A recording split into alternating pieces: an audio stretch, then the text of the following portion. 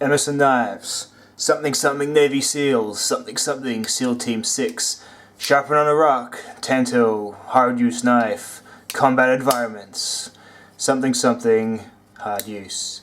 This is an Emerson knife review that I'm going to try and avoid all of the sound bites that frankly these knives cause people to spout. Something about them is very cultish, which is fine, because quality products generally do develop a cult behind them, which as we see with Sebenzas and things is often somewhat justified. But let's just have a look at the knife and try and separate it from their character, because this knife does have a lot of character. I'll speak about a bit of it later on, but mainly we're just going to get into the the nitty-gritty. What's it for? Does it do that thing well? Is it made of good things? Is it made well? Those sort of more normal questions. Alrighty, so what's this knife for? This is like this is a worksite knife. It's not a, you can carry it every day, but it's a knife that, it's not as nice as your Sebenza 21, for example. It's not something that you sort of get out and relish and enjoy and perhaps almost baby a little bit. I'm obviously using my Sebenza. It's been a ongoing thing.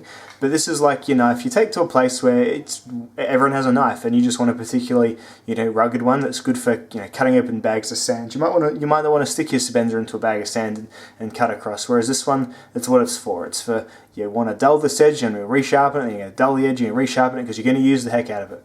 So let's look at how much it weighs. It weighs 145 grams, so say compared to a Benchmade 940, let's look at them there next to each other.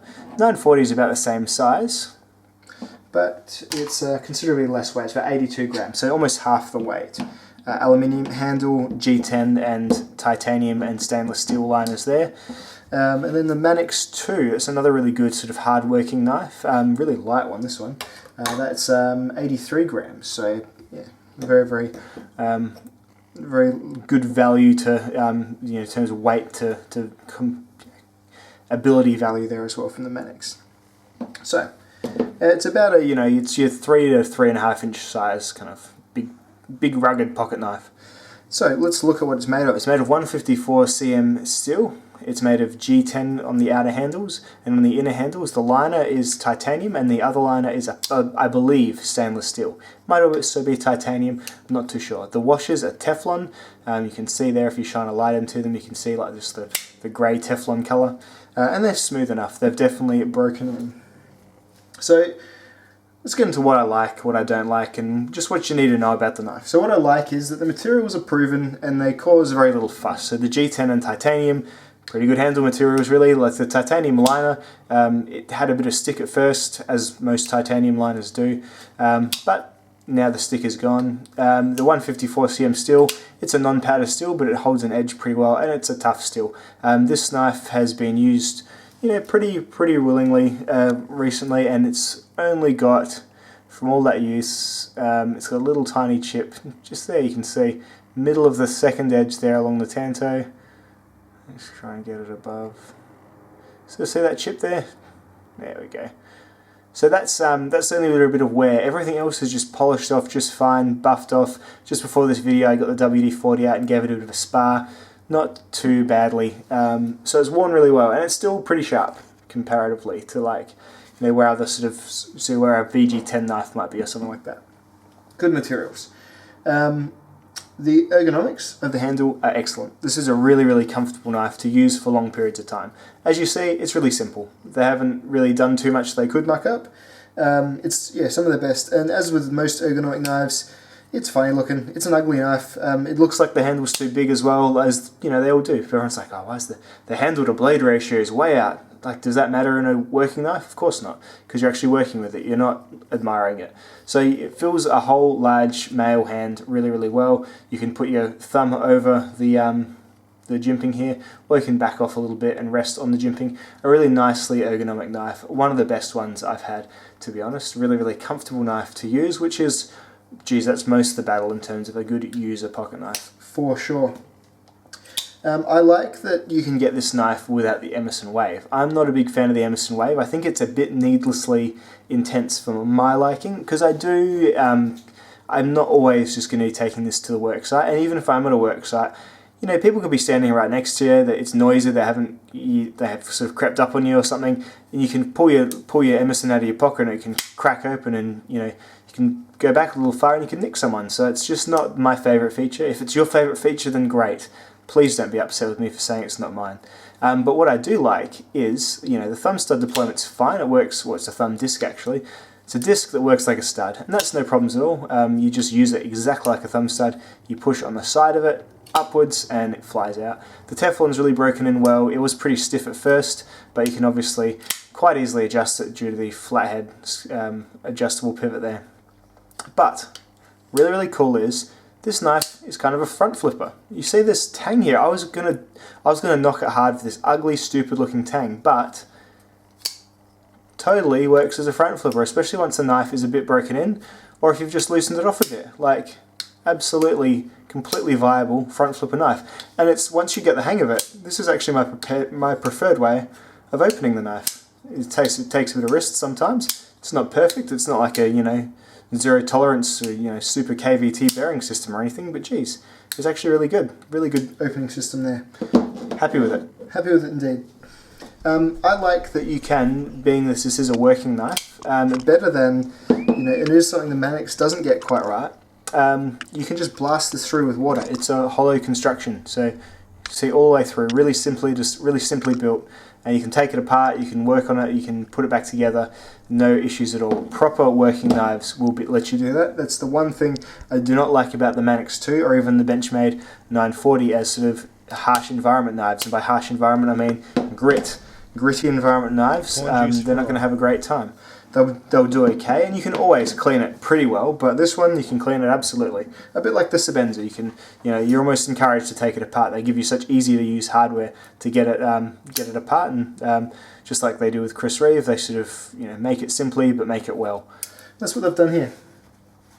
I like the hardware. Lots of people knock this massively for them, but I think there's a certain charm to just a basic flathead to open that there. Phillips head screws, just everyone can open this knife up. As long as you've got that little set of, you know, Stanley drivers on your wall, you can get this knife open.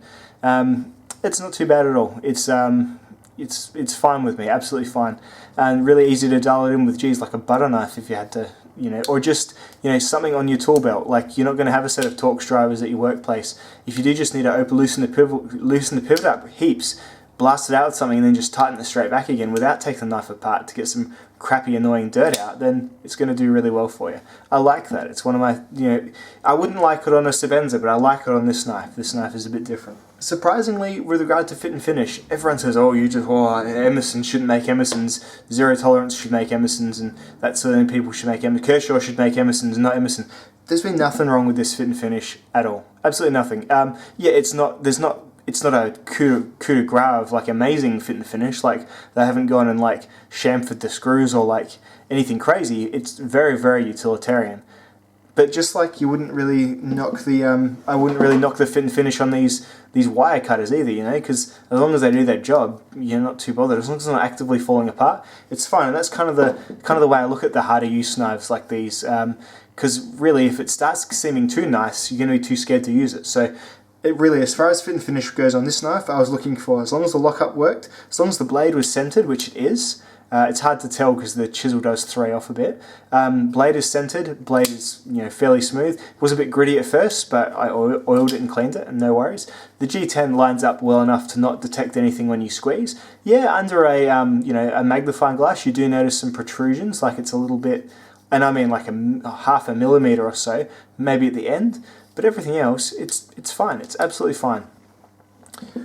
Cool. So that's probably summing up the things I like.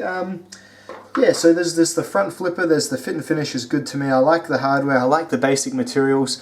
There's, you know, it's a really comfortable and really good, capable feeling working knife. So it's good. There's a lot of good about this knife. Let's just get into things that I think you need to know that I wouldn't really call good or bad. So the pocket clip is good.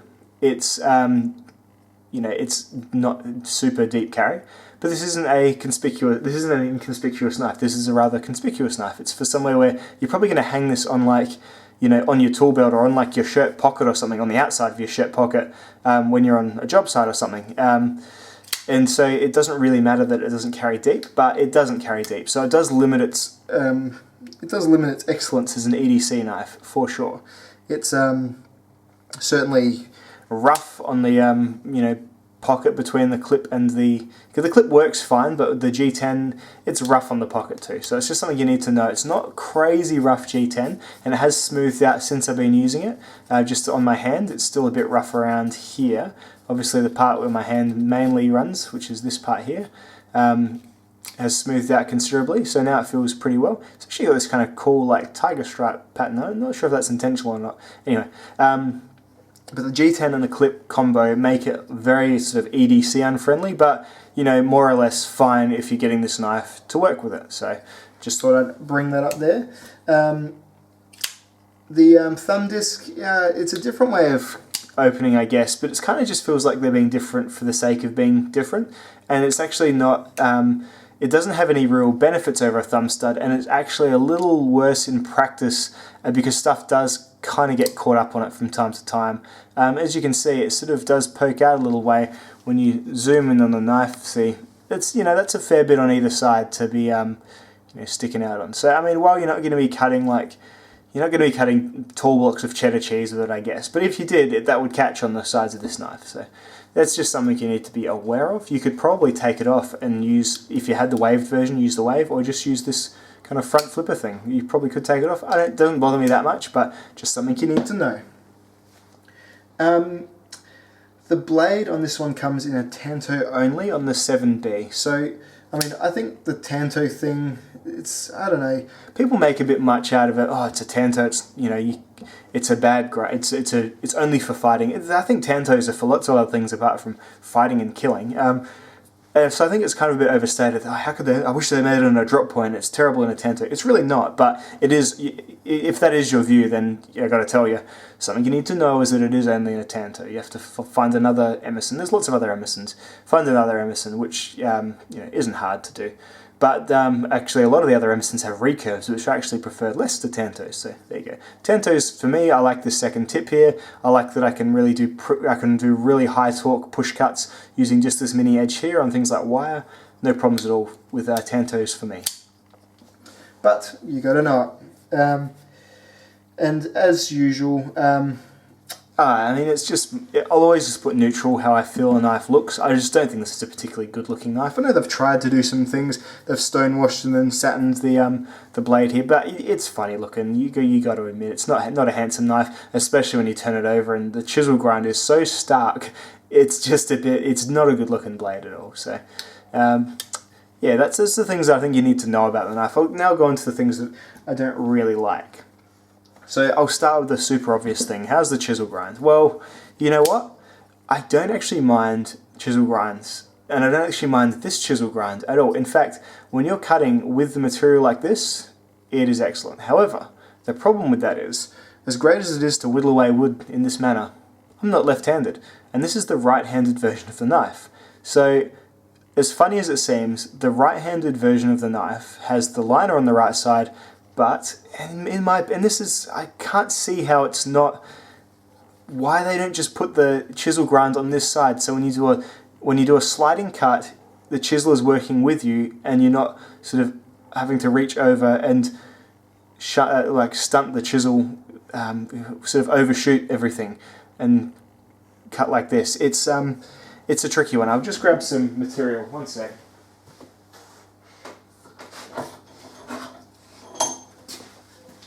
Alright, so you see, if I was left-handed, I would be cutting this stuff like this.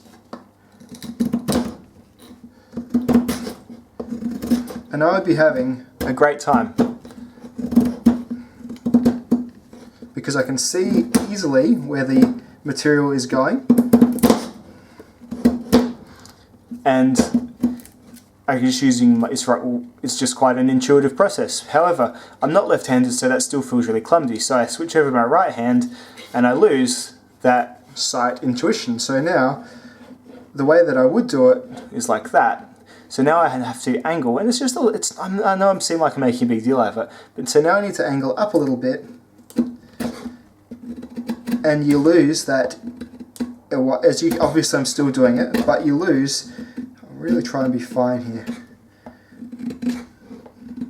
You find yourself gouging out. That's what I find myself. So I'm trying to roll all the way down, but you just naturally find yourself, because it feels like you're doing it wrong, so your muscle memory tries to steer you back right again, which actually makes you do it wrong. It's this cruel irony of the Emerson chisel grind.